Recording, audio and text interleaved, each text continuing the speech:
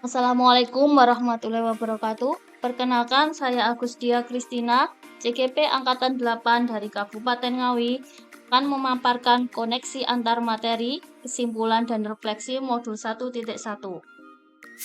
Dasar pendidikan menurut Ki Hajar Dewantara yang pertama adalah menuntun.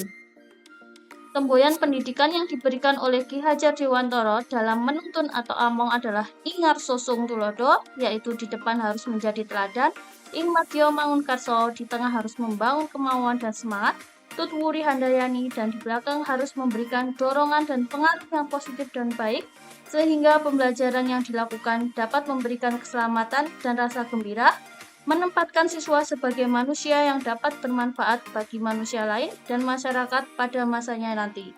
Dasar pendidikan yang kedua adalah kodrat anak, yaitu merdeka dan bermain.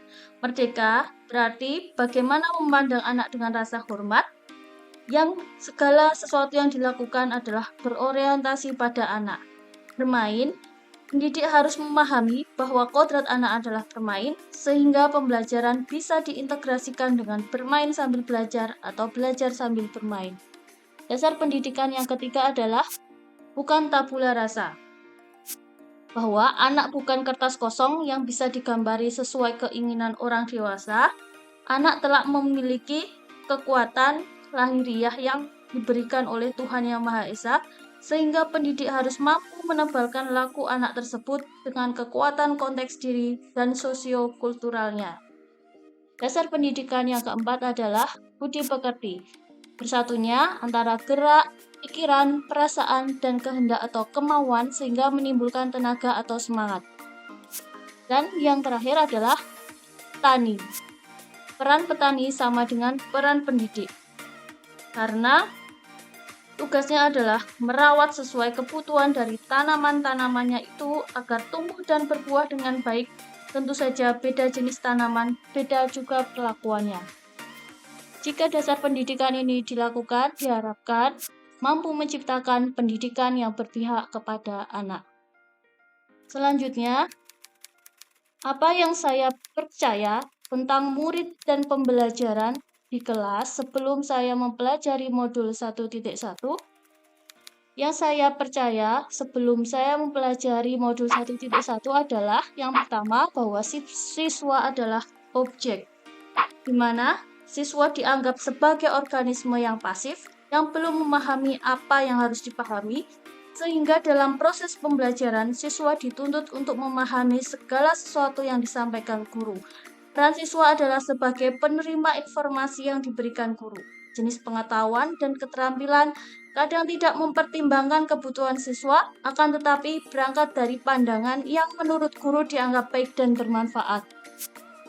Dan yang kedua adalah bahwa guru adalah satu-satunya sumber belajar. Guru memegang peranan yang sangat penting. Guru menentukan segalanya, mau diapakan siswa, apa yang harus dikuasai siswa, semua tergantung guru. Bahkan seorang guru memiliki hak legalitas keabsahan pengetahuan yang benar itu seperti yang dikatakan oleh guru. Dan yang ketiga adalah tujuan belajar itu hanyalah menguasai materi pelajaran tanpa perlu memahami apa gunanya mempelajari materi tersebut hanya untuk mengejar ketuntasan materi.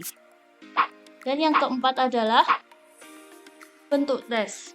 Karena keberhasilan ditentukan oleh penguasaan materi pelajaran, maka alat evaluasi yang digunakan adalah tes hasil belajar tertulis yang lebih terfokus pada aspek kognitif dan mengabaikan aspek yang lain. Sehingga pembelajaran saya akhirnya cenderung mengarah ke teacher center atau berpusat pada guru, di mana kegiatan pembelajaran saya adalah dengan metode ceramah dan siswa sebagai pendengar. Saya hanyalah mentransfer materi agar mencapai ketuntasan materi. Sehingga tidak jarang saya sering meminta siswa saya untuk menghafal rumus agar lebih cepat dalam mengerjakan soal-soal tanpa memahami apa fungsi dari materi tersebut. Dan saya tidak pernah memperhatikan apakah siswa itu benar-benar paham atau tidak mengenai materi yang telah saya ajarkan. Jika ujian dilaksanakan ketika siswa mencapai KKM, itu artinya mereka telah berhasil, dan ketika belum mencapai KKM berarti mereka masih gagal. Lalu, apa yang berubah dari pemikiran atau perilaku saya setelah mempelajari modul 1.1 ini? Yang berubah setelah saya mempelajari modul 1.1 adalah yang pertama, bahwa pembelajaran itu harus berpusat pada siswa. Siswa harus ikut aktif dalam kegiatan pembelajaran. Siswa tidak hanya sekedar menjadi penerima informasi saja. Yang kedua adalah siswa merupakan subjek pembelajaran.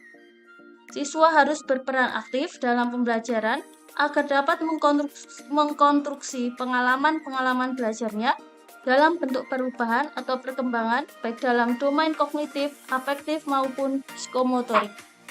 Guru sebagai penuntun, yaitu menuntun siswa untuk mencapai kodratnya agar selamat dan bahagia sebagai manusia atau masyarakat. Yang keempat adalah tujuan pembelajaran, mengembangkan bakat, minat, dan pengembangan karakter, tidak hanya menguasai materi saja. Yang kelima, kegiatan pembelajaran tidak hanya menghafal ataupun menguasai pelajaran saja, tapi pembelajaran harus bermakna dan menyeluruh sesuai kodrat alam dan kodrat zaman. Dan penilaian, bahwa penilaian itu tidak dapat dipisahkan dari pembelajaran. Proses penilaian merupakan bagian dari pembelajaran yang saling berkesinambungan dan berintegrasi. Kesalahan bisa menjadi sumber belajar. Kemudian, apa yang dapat segera saya lakukan setelah mempelajari modul 1.1 ini? Yang segera saya lakukan adalah yang pertama, merancang pembelajaran yang menyenangkan dan berpusat pada siswa, menerapkan pembelajaran abad ke-21, yaitu berpikir kritis, kreatif, komunikasi, dan kolaborasi yang diintegrasikan dengan IT. Yang ketiga, menerapkan sistem Among, di mana pembelajaran yang menuntun bukan menuntut. Dan yang keempat, menerapkan pendidikan berkarakter dan memperhatikan budi pekerti dalam setiap kegiatan pembelajaran, tidak hanya mementingkan aspek kognitif saja. Demikian yang bisa saya sampaikan untuk refleksi modul 1.1 ini. Atas perhatiannya, saya ucapkan terima kasih. Wassalamualaikum warahmatullahi wabarakatuh.